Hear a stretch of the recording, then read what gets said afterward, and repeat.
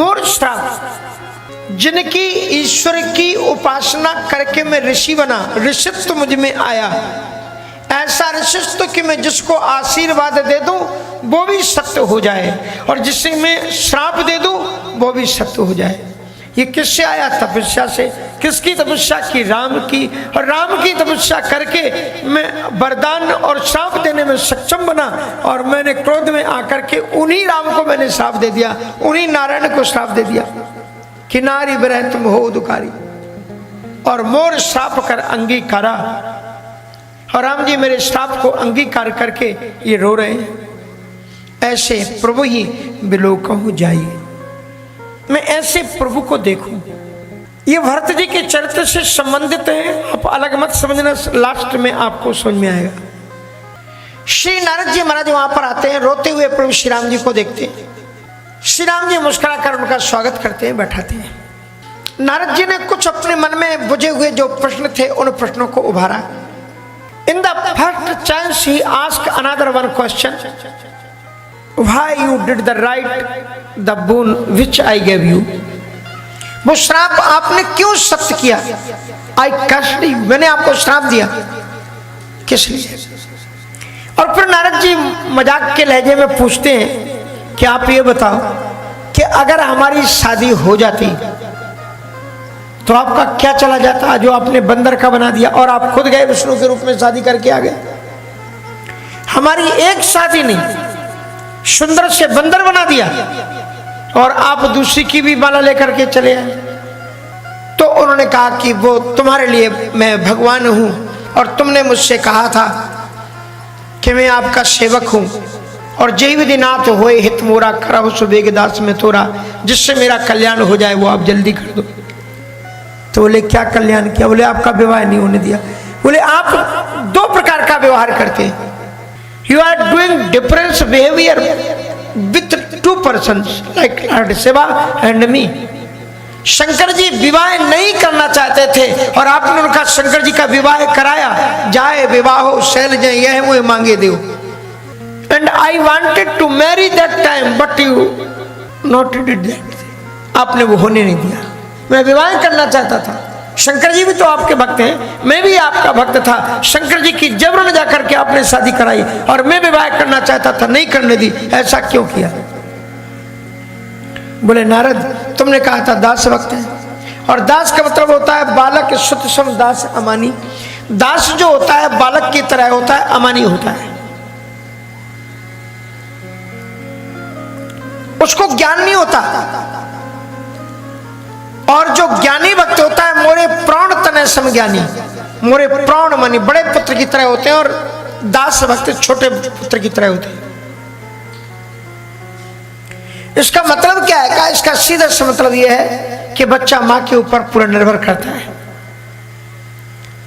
तुमने कहा कि मैं दास हूं तो मेरे ऊपर निर्भर कर गए, तो माँ के ऊपर जैसे बच्चा निर्भर करता है तो माँ ही उसका टेक केयर करती है कि कब करवट बदलना है, कब कपड़े बदलना है, कब स्नान कराना है, कब भोजन देना है, माँ देखती है। लेकिन एक दिन वो बेटा बड़ा हो जाता है, एक बेटा। अब नए जमाने की बात नहीं करता,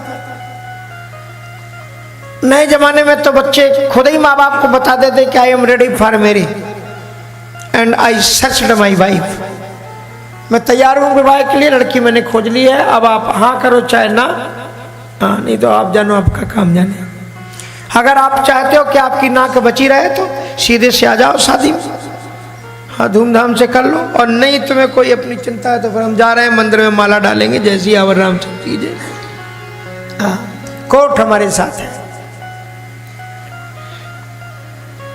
तो उस पुराने जमाने में बच्चों से माँ बाप कहते, जब बड़ा हो जाए बच्चा तो माँ बाप कहते थे बेटा सयाना हो गया, इसको शादी कर लेनी चाहिए। नहीं शादी करना चाहते थे तो भी माँ बाप सयाने होने पर बच्चे की शादी करा देते थे।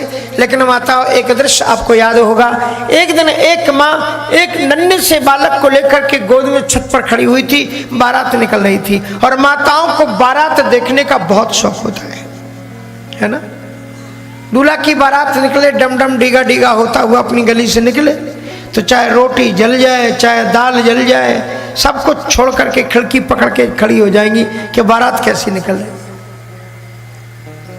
अब तुम्हें जो मिलने थे वो तो मिल गए, अब का है, का देखने से मतलब। पर होता है, स्वभाव होता है, बारात देखने का बड़ा शौक होता है। सो एक माँ एक छोटे से बच्चे को गोद में लेकर के विवाह देख रही थी, दूल्हा को जाते हुए देख रही थी। उसकी गोद में एक नन्हा सा बच्चा था। उस बच्चे ने पूछा, मम्मी ये क्या हो रहा है? बोले बेटा ये शादी के लिए दूल्हा जा रहा है। कहाँ जा रहा है? बोले फलाने के घर में जा रहा है, वो लड़की है, उसके साथ में उसकी शादी होगी। इतने सुंदर बैंड बाजे, इतना सुंदर मुकुट और इतना सुंदर लोग नाचते गाते जाकर के बच्चे के मन में उत्साह जगा और मचल गया, माँ मैं भी शादी करूंगा, मैं भी शादी। 2 वर्ष का बच्चा कहता है मैं भी शादी करूंगा, ठुनक ठुनक करके रोए, मेरी शादी करा दो, मैं भी शादी करूंगा। तो माँ को जरा हंसी आई और माँ ने बच्चे से पूछा कि बता तू किससे शादी करेगा? तो छोटा बच्चा तो किसी को जानते ही नहीं, वो माँ के ऊपर ही हाथ रख देता है कि मैं तेरे से शादी करूंगा। तो नारद जी बताओ, क्या माँ उस बच्चे का कहना मान लेती है? बोले नहीं, मुस्कुरा करके छोड़ देती, सोचती है बच्चा है, इसको मालूम नहीं शादी का रिश्ता होता है, छोड़ देती।